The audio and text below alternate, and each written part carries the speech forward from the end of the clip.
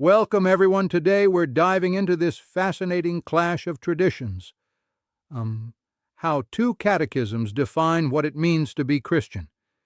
It's like two very different, very distinct blueprints of faith. Absolutely. It's incredible how millions can recite these texts without truly realizing their contrasting visions.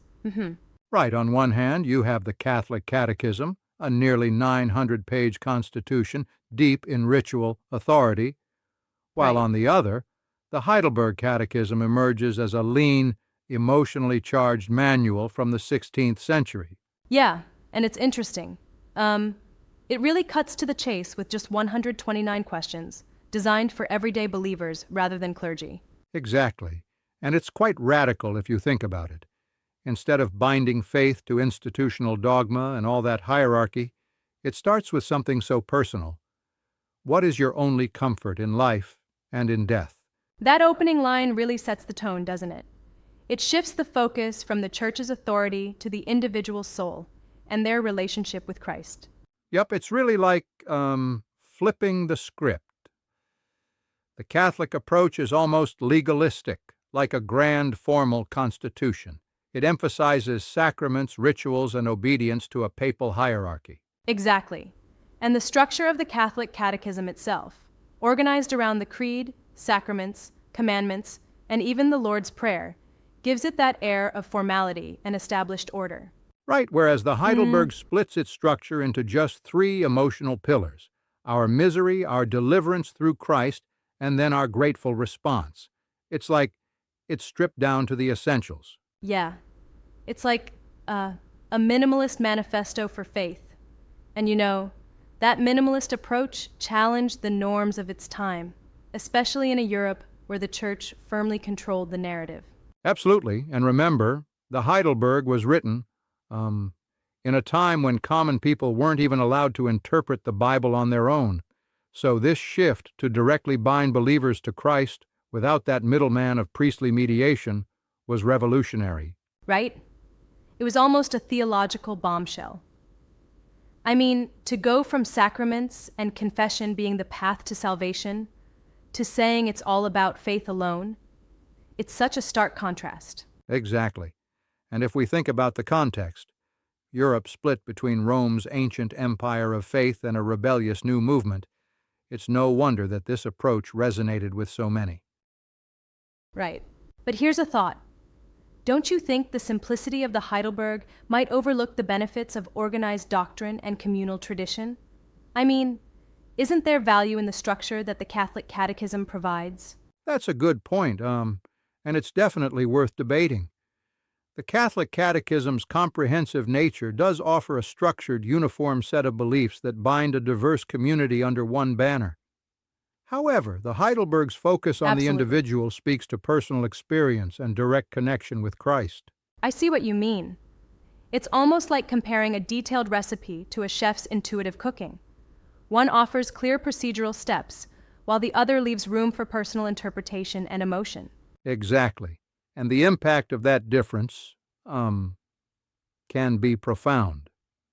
The Catholic Catechism, with its emphasis on tradition and ritual, reinforces a sense of unity and historical continuity. Meanwhile, the Heidelberg Catechism fuels a more personal, emotional spirituality. Yeah, and it's fascinating how both still live on today. The Catholic version remains one of the most widely published texts after the Bible, while the Heidelberg continues to inspire Reformed traditions and even modern non-denominational circles. Right, it really is a tale of two catechisms, one crafted from authority and tradition, the other born out of protest and personal revelation. And what's wild is, even centuries later, Yeah, the Heidelberg still finds new audiences. it's almost like it was ahead of its time, inspiring countless evangelicals without them even knowing its origin. It's both historical and perpetually modern in its appeal. Totally. And think about the risk involved back then. Publishing a catechism that defied the Church's authority could get you killed. Yet its message of salvation through faith alone spread like wildfire. Right. The act of defiance itself speaks volumes. It wasn't just a religious statement. It was also a political one. The Council of Trent was fresh off its reinforcement of Catholic dogma, so the Heidelberg was literally a rebellion on paper. Yeah, exactly. And that rebellious spirit changed the course of religious instruction in Europe, opening the door for individual interpretation of Scripture. And that shift has had lasting implications even to this day, influencing the very DNA of modern evangelical belief. It's truly remarkable how a 16th century document can still resonate. For sure. The contrast is stark. One catechism is almost bureaucratic in its tone, with its detailed sacraments and rigid hierarchy, while the Heidelberg is concise, emotionally charged, and personal. Right. It kind of reminds me of the difference between following a detailed law and relying on personal conscience. The Catholic route enforces obedience through ritual, while the Heidelberg kind of whispers, trust your heart. Yeah, it's like a conversation between an old world of institutions and a new world of individualism. And that conversation, or rather clash, sparked later movements and even modern reimaginings in various Christian circles. Right. And that clash still reverberates. I mean, modern, non-denominational Christians, many of whom might be completely unaware of the Heidelberg Catechism, are inadvertently carrying forward its legacy of personal connection with Christ.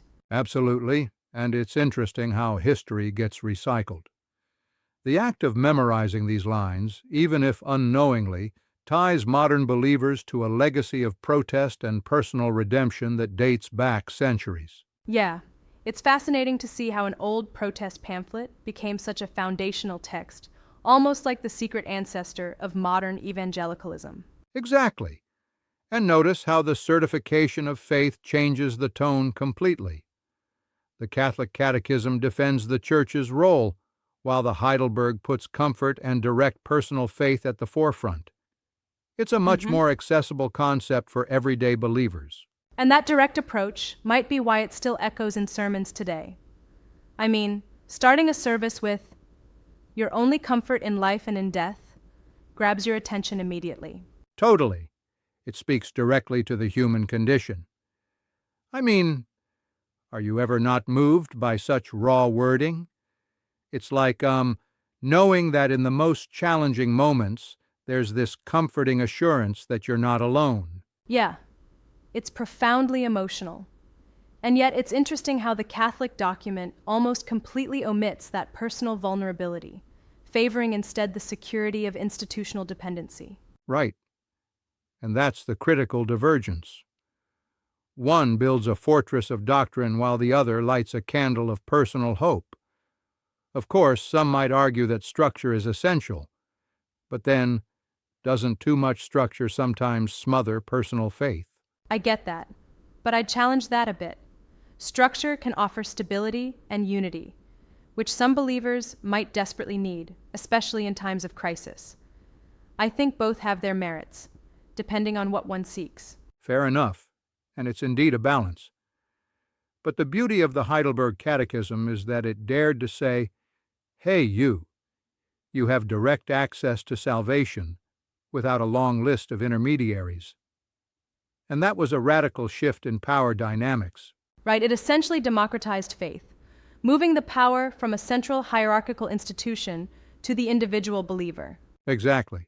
And that move reshaped religious thinking across continents, from Europe to colonial America, spreading an ethos of personal faith that still influences many today. It really underscores how a simple question and answer format can challenge centuries of tradition and lay the groundwork for what we see in modern evangelical thought. Absolutely, and it's a reminder of how sometimes the simplest ideas can drive the most profound change, transforming not just theology but entire societies. Truly, and it makes you wonder what other simple ideas have been the seeds of large movements throughout history.